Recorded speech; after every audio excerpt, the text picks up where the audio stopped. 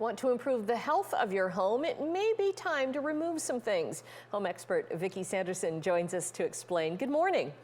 Good morning, Annette. And this is because so many homes now, especially newer homes, are so airtight for energy efficiency, right? We've got a lot of stuff that we're breathing in. That's true. There's that, and then there's other factors I think that are really sort of pressing down on the air quality, on the issue of air quality.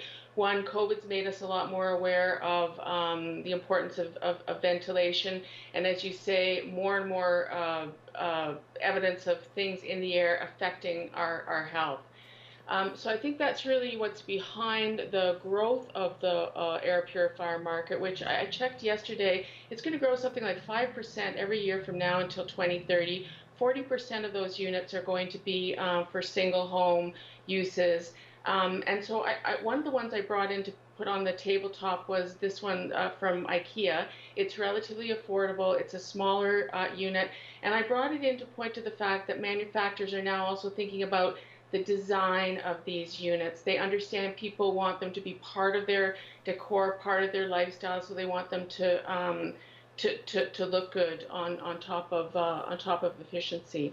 Because they're almost like little tables, right? I know my dentist office has one in every little cubicle, and I'm like, yeah, it would be great to make them look beautiful.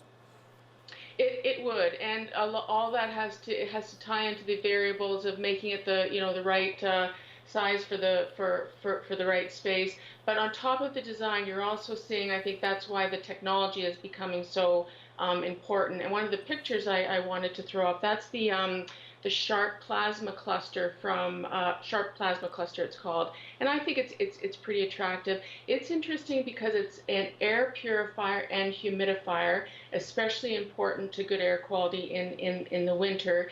It uses a HEPA filter, which is pretty much the gold standard now, and it can capture ridiculously teeny tiny particles of pet dander, dust, and all that stuff that is making the air dirty. So that's just off to the right there, and you've got another example as well? Yeah. I wanted to point out that Dyson, which has really moved into this market in a big way, now has a unit that helps to eliminate formaldehyde, the effects of formaldehyde in the air. And that formaldehyde, believe it or not, can still be off-gas from some pretty common household materials that include wallpaper, pressed wood, carpeting, and carpet. Yeah. So that looks a lot like the fans that they have, right? Yeah, and that's just one of, that's what I'm saying. They are very much moving into this category, and that's because people think it's important. They are really concerned about their air quality. Something you touched on that I think is a good point, though. If you're going to buy something like this, any kind of air treatment product, make sure that you get the right size for the space that you want to use it in.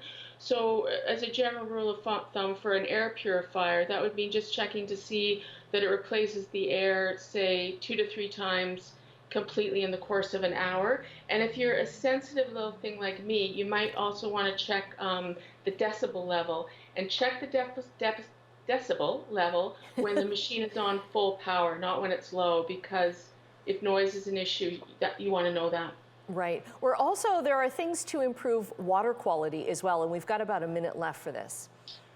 Well, similar movement in water, and that is that we're very concerned about contaminants in it, and in a larger way, we're concerned about our use of it. So one of the most interesting examples I've seen lately is something called the Rain Stick from BC-based clean tech company, and this is a unit that basically reuses water in real time while you shower. So you are showering, and the water that's used then goes through a filter and a UV treatment and is reused by you again, and you're saving up to like 80% water and 80% energy. So it's going to be really interesting to see how consumers react to that, because I think that's another big wave, so to speak, that's coming, reusing our water and using it more sensibly. Right, because we think because we're on the Great Lakes, we have so much water, but everybody wants that water, right? So some great tips there. Vicky, great to talk to you again. We've run out of time, but we're going to get the link up to your socials for people so that they can get more information at chch.com. Thank you so much, Annette. Take care. Get your hands dirty.